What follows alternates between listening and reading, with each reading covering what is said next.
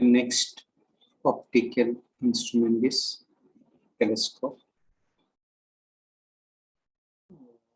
This is an instrument used to see far off objects with angular magnification. Distant objects with angular magnification we can observe with the help of telescope. Telescope also have two lenses. One lens which is close to the object or away from the eye, called objective lens. Since the object is very far away, to collect maximum number of light rays so that brighter image can be formed, the objective lens will be of large aperture. So large aperture help to increase the brightness of the image by collecting maximum number of light rays from the object. Even the large aperture can increase the resolving power of the instrument. Means clarity of the image formed is better with the help of large aperture. Large focal length is for large magnifying power. That will be clear at the end of the expression we derive for magnifying power.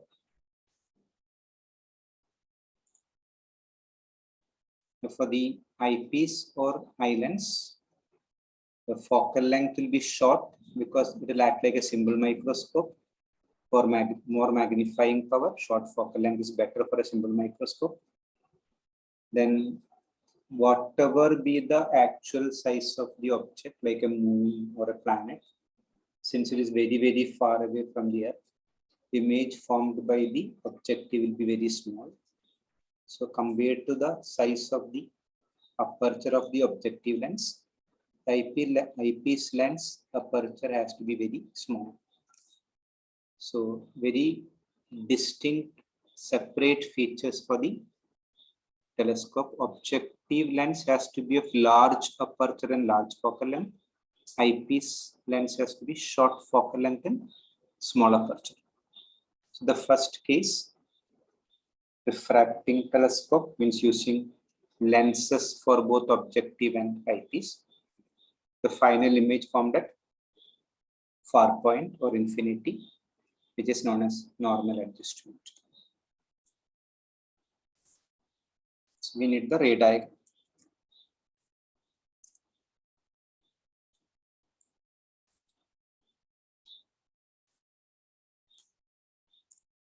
Since the object is far away, almost infinity, the light rays incident will be parallel. Since the final image is also formed at infinity, after refraction through both the lenses, the light rays emerges out again parallel.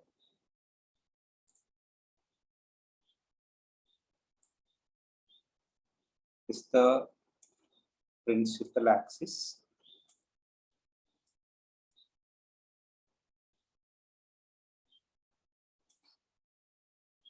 First lens of large aperture for collecting maximum number of light rays. Brightness of the image can be increased, even the clarity of the image formed will be better with large aperture.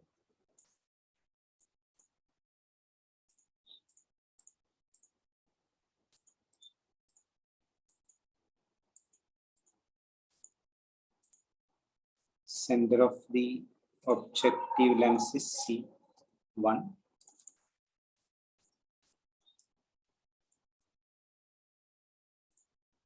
Then the eyepiece, the image formed by the objective lens for a very far off object will be small. The size aperture of the objective lens will be enough to be small.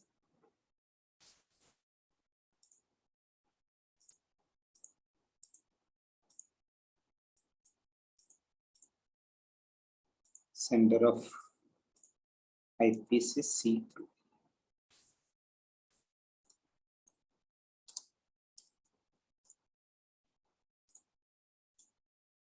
The objective is of large focal length. Eyepiece is of short focal length. For an object at infinity, the image will be formed at the focus, which is large. Since the final image is formed at infinity, the object for the eyepiece, which is the image formed by the objective, will be at its focus. So the focus of the objective where it's meeting, where the image is formed, that will be meeting with the focus of the eyepiece. So distance between C1 and C2 will be focal length of the objective plus focal length of the eye lens. The best way to draw the diagram is first fixing the image. So the image. So one light ray will take it parallel to the principal axis, touching both the C1 and C2 principal cross-section. Other light ray will be the light ray passing through C1 and C2 straight.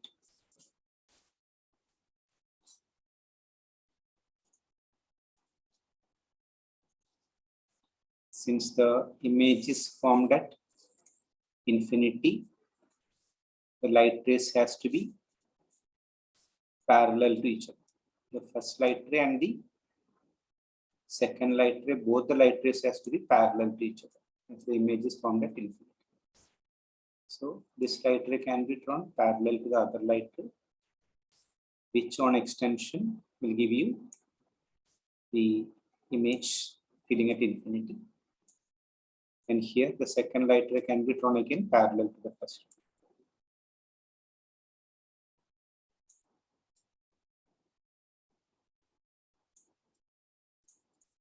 So these are the light rays from infinity.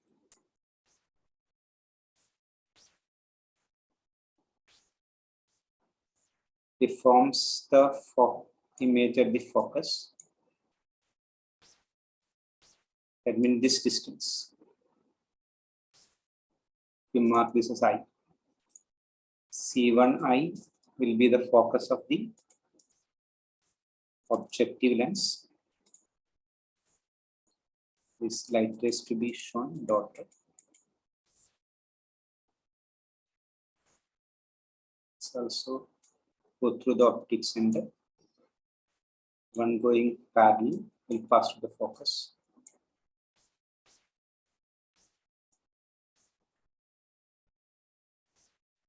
So this point will be Fe. This will be same as again Fe. This will be Fo. DO.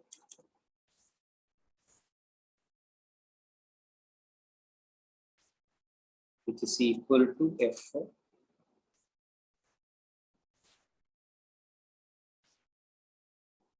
UO, since the light rays are coming from infinity, far away object, UO will be infinity.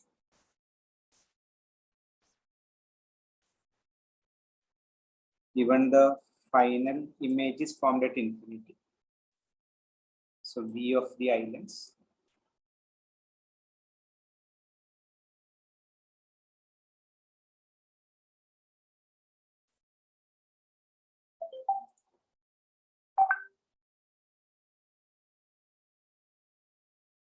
So here, these are the light rays coming from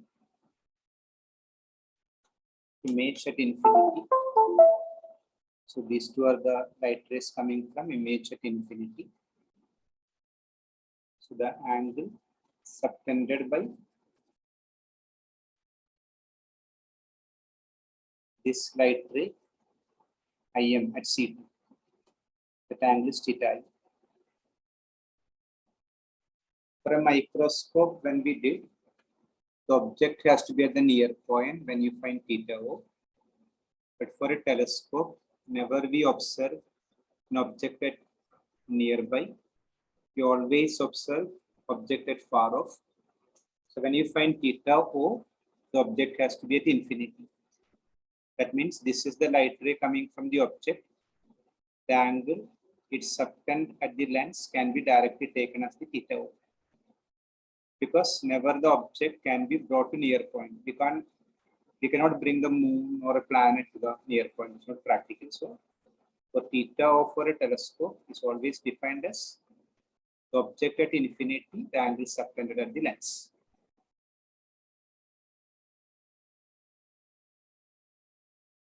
This complete the ray diagram for the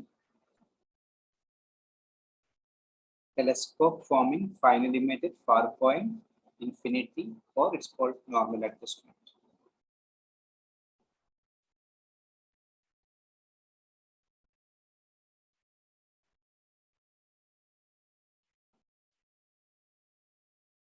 Now for derivation of magnifying power, as usual, theta I by theta O, it is approximately tan theta I by tan theta O.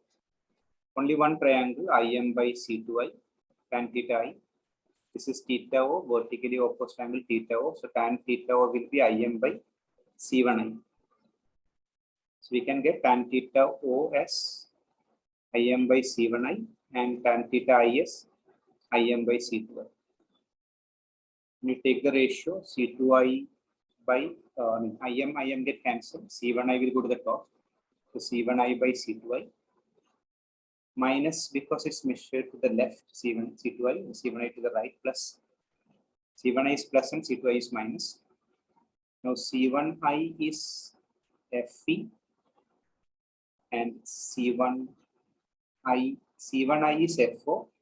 Sorry, C1I is FO and C2I is Fe and F. So be minus FO by F. That's a magnifying power. Negative sign as usual represent the object is upright, the image is inverted.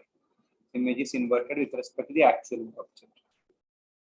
For large magnifying power, as we discussed in the beginning, the objective of large focal length, the eyepiece has to be of short focal length. Now the length of the microscope tube between C1 and C2 will be VO plus UE. Here it's FO plus FE.